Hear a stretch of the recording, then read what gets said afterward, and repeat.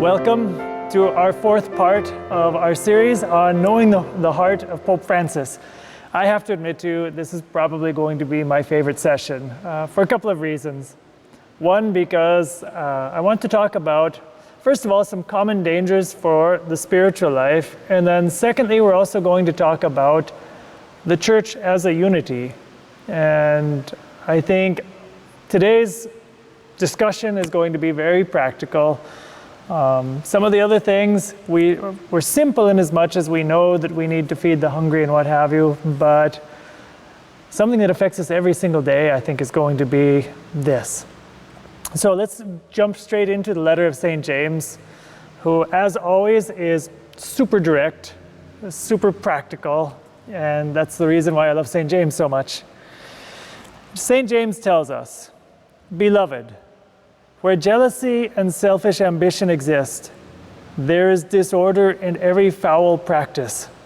But the wisdom from above is first of all pure, then peaceable, gentle, compliant, full of mercy and good fruits, without inconstancy or insincerity.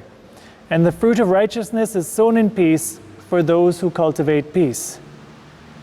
Where do the wars and where do the conflicts among you come from? Is it not from your passions that make war within your members? You covet, but you do not possess. You kill and envy, but cannot obtain. You fight and wage war. You do not possess because you do not ask.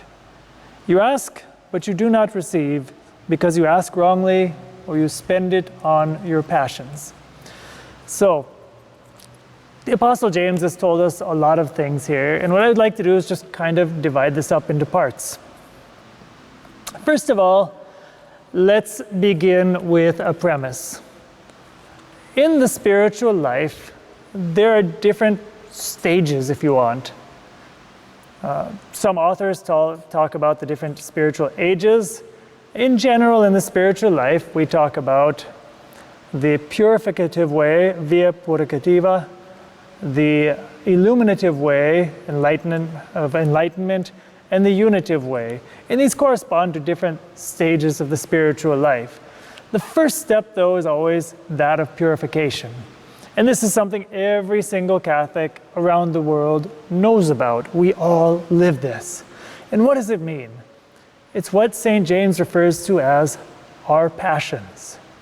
You see, each one of us has, because of original sin, we have a set of passions, movements, emotions, feelings, disordered tendencies in us that wage war against the spiritual life. And depending on what our degree of union with God, depending on how advanced we are in our spiritual relationship with God is, that's going to depend on the way that the devil is going to tempt us, the way that our own bodies, the flesh, are going to tempt us. That's going to determine a lot of things in the spiritual life.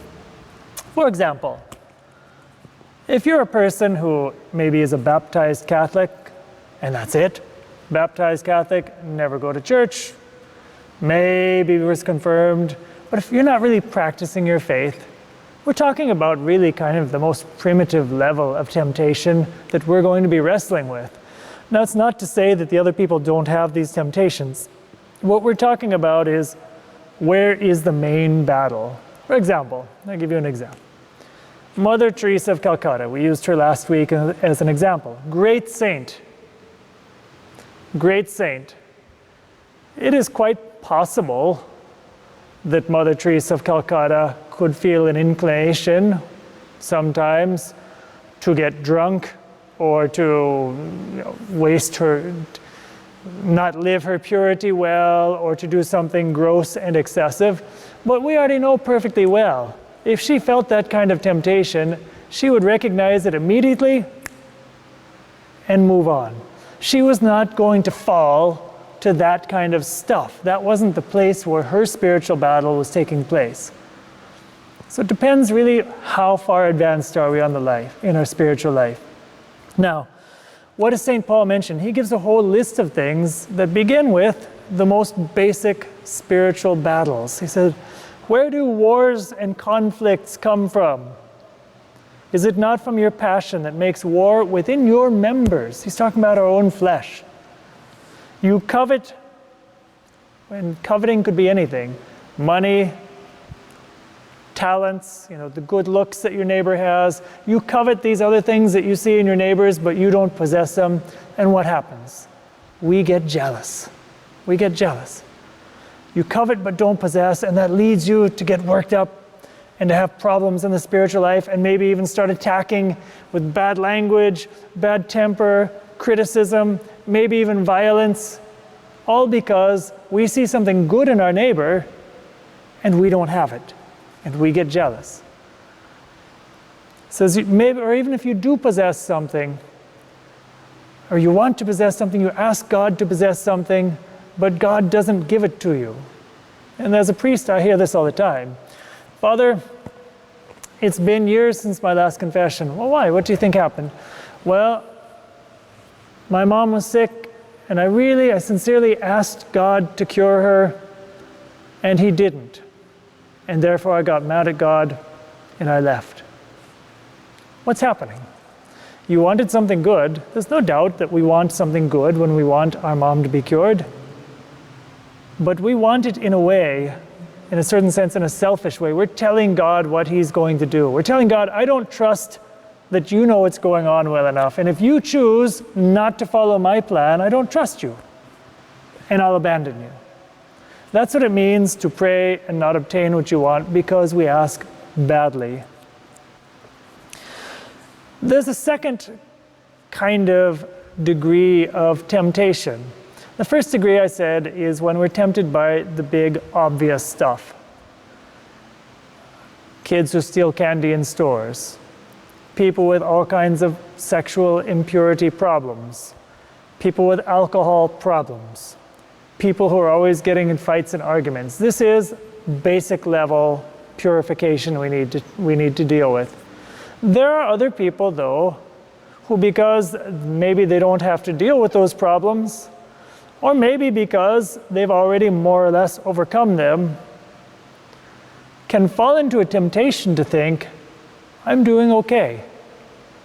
And the devil, when we've reached a certain level of spiritual maturity, the devil's not going to keep tempting us, at least not so much, with the big obvious stuff. How is the devil going to tempt us then? The devil will start tempting us with little things. And for example, forming groups, forming little cliques within the church. And how do we do that? I think we all probably know what we're talking about here. We can have Catholic groups, prayer groups, charismatic groups, spirituality groups, works of charity, whatever. And what happens? We form little societies, and it's all about us. And if we're not careful, this little society starts to think it's better than the others. This is something Pope Francis talks about a lot. In his apostolic letter, Evangelii Gaudium, he says the following.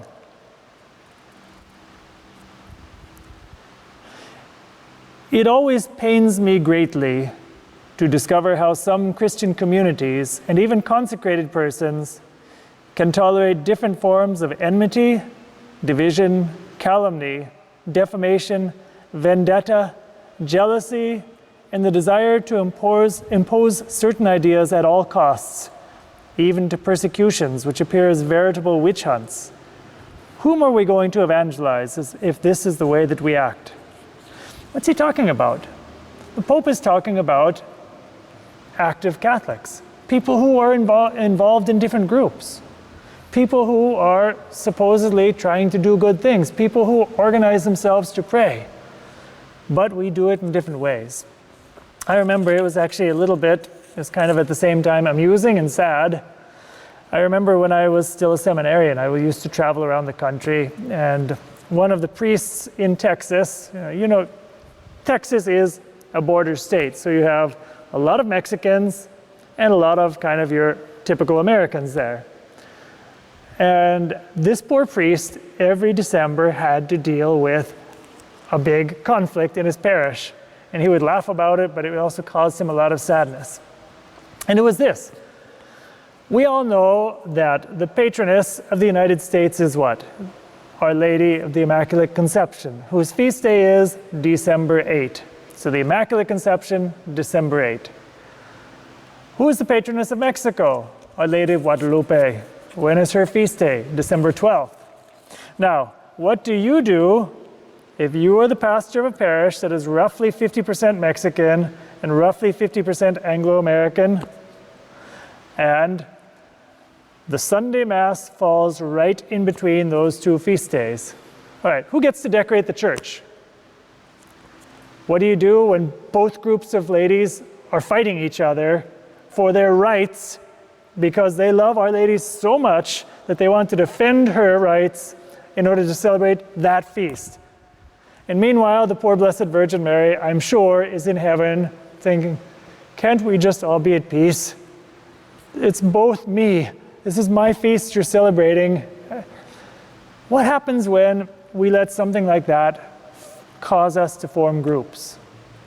The devil is there. The devil is very intelligent.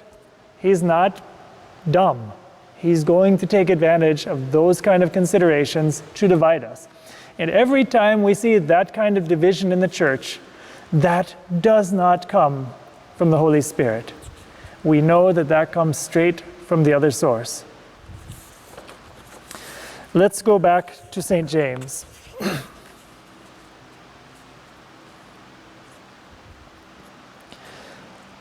Where do wars, where do conflicts among you come from? Is it not from your passions? Well, I think we can ask ourselves. Let's use the example of those pious ladies, and they were beautiful ladies. Both groups, I remember them both. Beautiful ladies who all wanted to honor the Blessed Virgin Mary. Where did those passions come from? It comes from when we try to put God in a little box and say, you can live here. When we try to limit God, we try to limit His grace. What are the fruits of the Holy Spirit? Well, the Holy Spirit, if nothing else, is expansive. What do we mean by that? The Holy Spirit is always about reaching out. The Holy Spirit is always about expanding into other people's lives. If you look at the book of the Acts of the Apostles, what is the characteristic of that book? The church began small, only a few people. And continually it is the story of a church that is expanding. And every time the church reaches out into new territories, it expands and people's lives are changed. And it's not about the Jewish people just remaining, okay, well, we're Catholics and we're just going to remain in Jerusalem and we will be the only followers of Jesus. Or even we're Catholics and we're just all Jewish people in Israel and we're just going to stay in Israel. You and I wouldn't be here today if that was the mentality of the apostles. But the Holy Spirit had a different plan. He wanted the church to go out and transform the world. And when we have that mentality, all of these other little divisions, they tend to go away.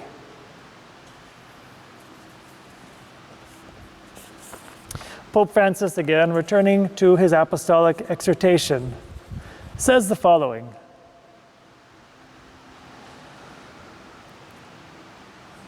He quotes John chapter 13 when Jesus prays for the gift of unity, that they may all be one in us so that the world may believe. He says, beware of the temptation of jealousy. We're all in the same boat, headed to the same port. Let us ask for the grace to rejoice in the gifts of each which belong to all. I think that's a second characteristic of, is the Holy Spirit present? Are we really doing God's will? Well, ask yourself this. When I see another person who has something that I don't have, when I see another person maybe who's more intelligent, or more beautiful, or more popular, or has more things than I have, whenever I see anything at all, and I could tend to be jealous, am I capable of rejoicing in that person's good? Am I capable of rejoicing in a God that is able to, for example, make a girl beautiful without looking at her like an object, without looking at her like a tool, or without looking at her like an enemy, competition because she's more beautiful than I am? Am I able to simply look at her and rejoice and say, Lord, you truly made her beautiful. How good a God you are. Lord, you gave this person wealth, and I see he has an opportunity to use it. Thanks be to God. Am I able to rejoice in the good things that I see in other people? That's another fruit of the Holy Spirit. And finally, well, Pope Francis gets us back to the basics. He says, let us ask the Lord to help us to understand the law of love, how good it is to have this law, how much good it does us to love one another in spite of everything. We all have our likes and our dislikes, and perhaps at this very moment we are angry with someone. At least let us say to the Lord, Lord, I'm angry with this person, with that person. I pray to you for him and for her. To pray for a person with whom I am irritated is a beautiful step in love and an act of evangelization. And I think that's our third sign right there. And again, this goes back to the Beatitudes.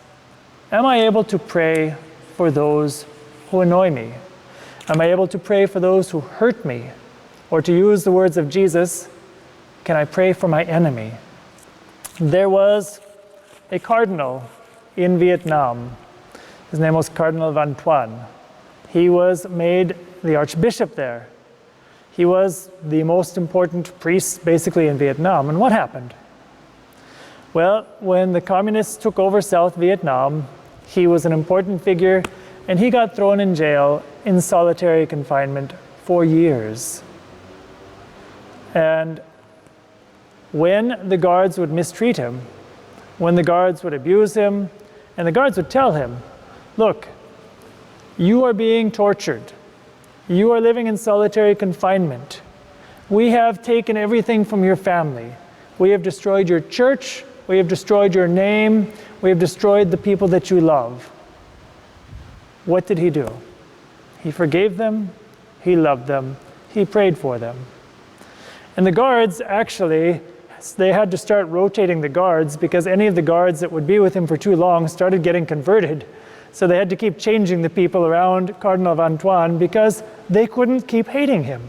When they saw this man that no matter what they did, he prayed for them. He had nothing else to do. He's in solitary confinement.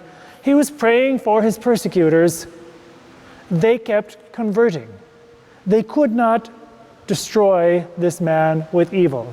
To use the words of Dr. Martin Luther King, darkness could not drive out darkness. Only light could do that. Hatred could not drive out hatred, but love could. Cardinal Van Thuan gave us an example of a man who prayed for his enemies and who changed the world around him. And in a beautiful testimony, years later, when the Vietnamese government finally let him go, he wandered to Rome, homeless, with no money, no nothing except for the clothes on his back. When Pope John Paul II found out about him, he invited him into the Vatican to come live with him. He made him into a cardinal. He gave him a position, and he eventually had him preach a week-long silent retreat to all of the cardinals of the church, only a few years before John Paul II died. And Van Thuan became a figure known around the world. This is what happens when we put these words of St. James into practice, when we live the kind of a Christianity that Pope Francis is asking us to live in his apostolic exhortation. We'll continue next week with the final and fifth segment on entering into and knowing the heart of Pope Francis.